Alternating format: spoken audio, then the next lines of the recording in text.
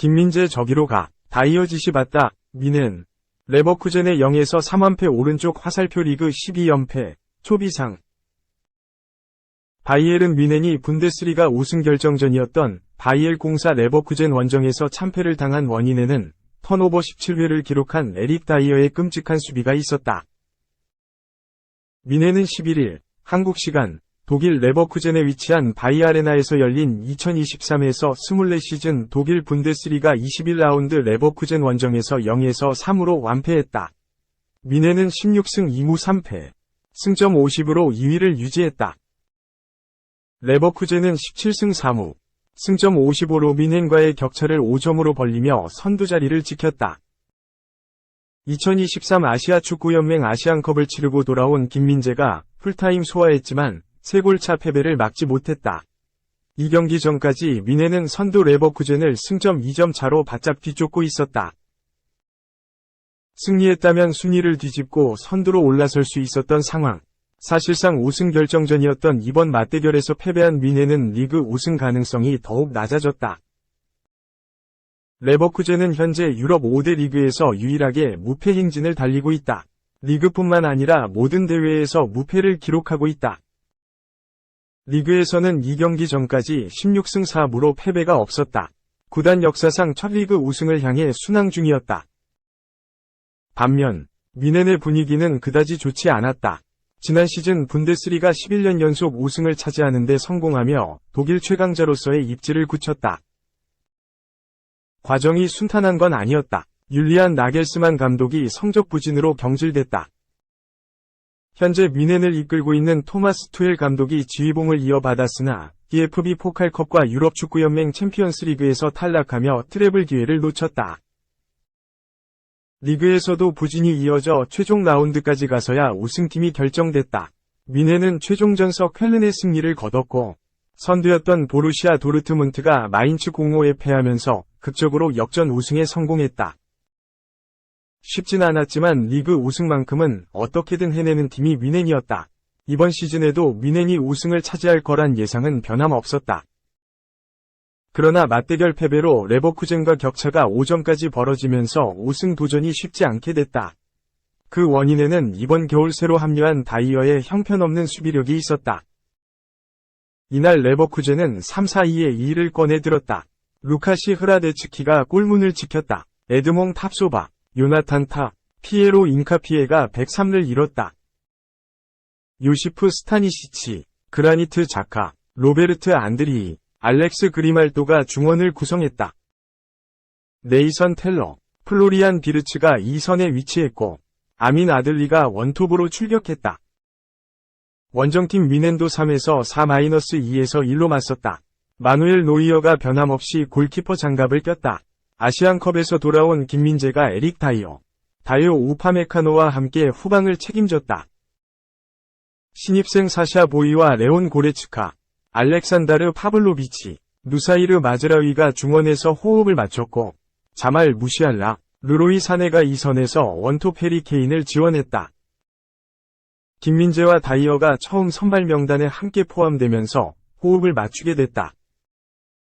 앞서 김민재는 볼프스부르크 원정 이후 분데스리가 휴식기가 시작되면서 위르겐 클린스만 감독이 이끄는 대한민국 축구 국가대표팀이 전지훈련지로 잡은 아랍에미리트 아부다비로 지난달 2일 이동에 합류했다. 카타르에서 개최된 아시안컵에 출전해 대한민국의 64년 만에 대회 우승에 도전했다.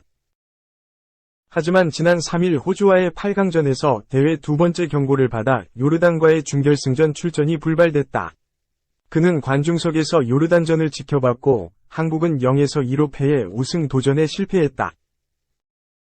조기에 짐을 싼 김민재는 지난 7일 뮌헨 자베너르 스트라스 뮌헨 훈련장에 돌아와 개인 훈련을 시작해 레버쿠젠전 복귀를 준비했다. 그는 8일부터 곧바로 팀 훈련에 합류했다. 토마스 투헬 감독도 김민재의 출전을 예고했다. 9일 경기 전 기자회견에서 그는 조슈아 키미히, 김민재, 그리고 다요 우파메카노가 훈련에 복귀했다. 우리는 여전히 오늘 훈련 세선이 있다. 아무 일도 벌어지지 않는다면 그들 모두 원정 경기 명단에 포함될 것이다. 라고 밝혔다. 훈련에 복귀한 마누엘 노이어에 대해선 원정 경기 출발 전까지 상황을 지켜볼 것이라고 말했다. 김민재가 오기 전 키미히는 어깨 부상, 우파메카노는 햄스트링 부상을 당해 결장했었다. 이 때문에 미네는 센터백에 마티아스 더리우트, 그리고 에릭 다이어를 세워야 했다. 다행히 이 상태로 치른 아우크스부르크 원정, 보루시아 멘헨글라드바흐 홈경기에서 2연승을 거두며 승점 3점을 확보했다. 독일 빌트는 레버쿠젠전에서 김민재와 마테이스 더리우트 조합을 선발로 전망했다. 김민재가 건강한 상태로 복귀하면서 미네는 더리우트와 김민재 센터백 조합을 가동할 가능성이 컸다.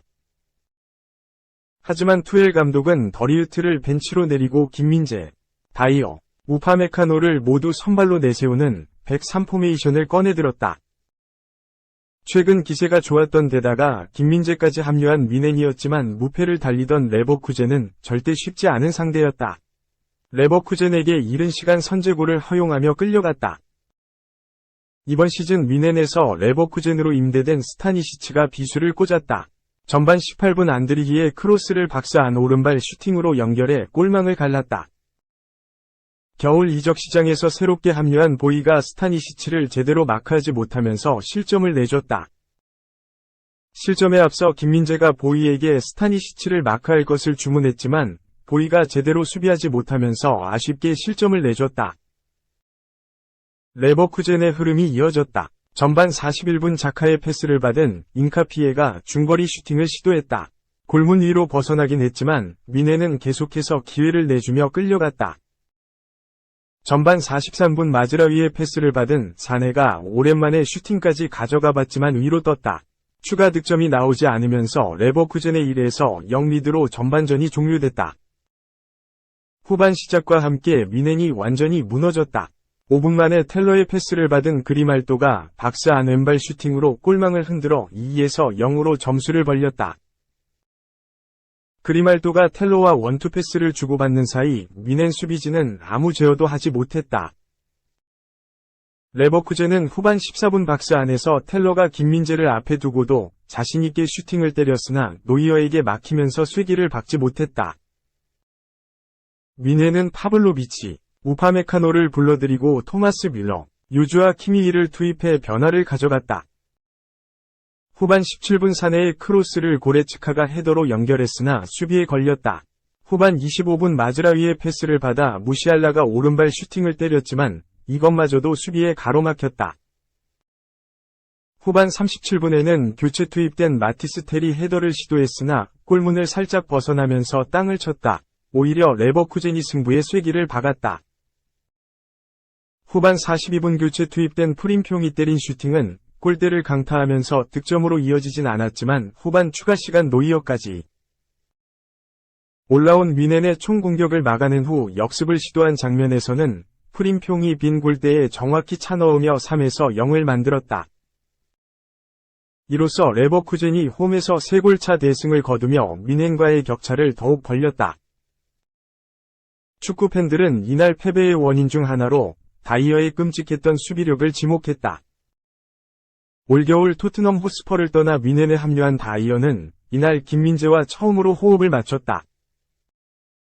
103위 가운데 수비로 나선 다이어는 경기 내내 손가락으로 김민재에게 지시를 내리며 위치를 조정했다. 물론 최후방에 서 있는 수비수인 만큼 경기장을 넓게 바라볼 수 있어 지시를 내리는 역할에 적합했던 건 맞다. 그러나 실력을 따졌을 때 토트넘에서 전력의 선수로 분류됐던 다이어가 김민재에게 지시를 내릴 만한 입지를 가지고 있느냐는 또 다른 문제였다. 다이어가 좋은 수비를 보여줬다면 이해할 수 있겠지만 이날 다이어는 가장 중요한 안정감이 굉장히 떨어지는 모습을 보였다. 경기 내내 불안함을 자주 노출했다. 김민재는 한국이 0에서 2로 완패한 지난 7일 요르단과의 준결승에선 경고 누적으로 결장했다. 한국은 이날 상대 공격수 무사 알타마리에 시종일관 농락당하면서 김민재 공백을 크게 느꼈다. 한국이 떨어진 뒤 곧장 독일로 돌아간 김민재는 일주일 만에 쉴 틈도 없이 풀타임 경기를 치렀다. 결과는 좋지 않았다. 수비 불안으로 김민재를 부랴부랴 투입한 미네는 리그 선두 레버쿠젠의 0에서 3완패를 당했다. 리그 4연승 도전이 불발된 미네는 승점 50에 머물러 2위를 지켰다. 반면 이날 미넨을 꺾으며 리그 개막 이후 21경기 무패, 17승 4무, 질주를 이어간 레버쿠젠은 승점 55를 쌓았다. 레버쿠젠은 과거 월드클래스 미드필더였던 스페인 출신 사비 알론소 감독이 지휘봉을 잡아 올 시즌 5대 리그, 잉글랜드, 스페인, 독일, 이탈리아, 프랑스에서 유일하게 무패 행진을 달리고 있다. 경기 전부터 분데스리가 결승전이란 닉네임이 붙은 두 팀 맞대결에서 희비가 엇갈림에 따라 승점 차는 5로 벌어졌다. 미네는 2012에서 2013 시즌부터 직전 2022에서 2023 시즌까지 11시즌 연속 분데스리가 정상을 지켜왔으나 이번 시즌엔 아성이 흔들리는 모습이다. 레버쿠젠은 이번 시즌 우승하게 되면 팀 역사상 처음으로 분데스리가 정상에 오르게 된다. 손흥민, 토트넘, 위 친정팀이기도 한 레버쿠젠은 현재까진 5차례 준우승이 역대 리그 최고 성적이다. 미네는 경기 시작 18분 만에 실점을 떠안았다. 왼쪽 측면에서 로베르트 안드리이가 낮게 보낸 크로스를 골 지역 오른쪽에서 요시프 스타니시치가 오른발로 마무리하며 선제 결승골의 주인공이 됐다. 스타니시치는 이번 시즌 미넨에서 레버쿠젠으로 임대된 측면 수비수다. 미넨은 만에 골을 넣지 못한 채 후반 5분 알레한드로 그리말도, 후반 45분 제레미 프림퐁에게 연속골을 얻어맞고 무너졌다. 이날 미네는 전체 슈팅 9개, 유효 슈팅은 단 하나만 기록하며 모두 레버쿠젠, 슈팅 14개 유효 슈팅 8개에 밀렸다. 축구 통계 전문 풋몹에 따르면 김민재는 이날 패스 성공률 94%를 기록하고 지상볼 경합은 5차례 모두 성공했다. 태클은 4차례 중 2회 성공을 기록했다. 풋몹은 김민재에게 미넨 선수 중 두 번째로 높은 평점 7.0을 줬다. 측면 수비수 누사이르 마즈라위가 7.6점으로 미넨에서 가장 높은 점수를 얻었고 양팀 최고점은 레버쿠젠 에드몽 탑소바의 8.4점이었다. 김민재는 후스코어드닷컴 평점에서도 마즈라위 7.0점에 이어 팀 내 두 번째인 6.6점을 받았다. 후스코어드닷컴은 스타니시치에게 양팀 통틀어 가장 좋은 평점 8.4점을 매겼다. 반면 다이어는 풋몹 기준 평점 6.2점에 그쳤다. 수비진 중 가장 낮은 평점이었다. 태클 성공률은 0%였고 지상, 공중볼 경합을 통틀어 총 7번이나 실패했다. 소파스코어에 따르면 6.8점으로 김민재와 같았으나 턴오버 17회를 기록하며 수차례 레버쿠젠의 공격권을 넘겨줬다. 후스코어드닷컴은 평점 6.6을 매겼다. 김민재는 숨 돌릴 틈이 없다. 미네는 15일 오전 5시 이탈리아 라치오와 유럽축구연맹 챔피언스리그 16강 1차전 원정 경기를 벌인다. 이어 19일 오전 1시 30분엔 무대를 다시 분데스리가로 옮겨 FC 켈른과 원정 경기를 벌인다.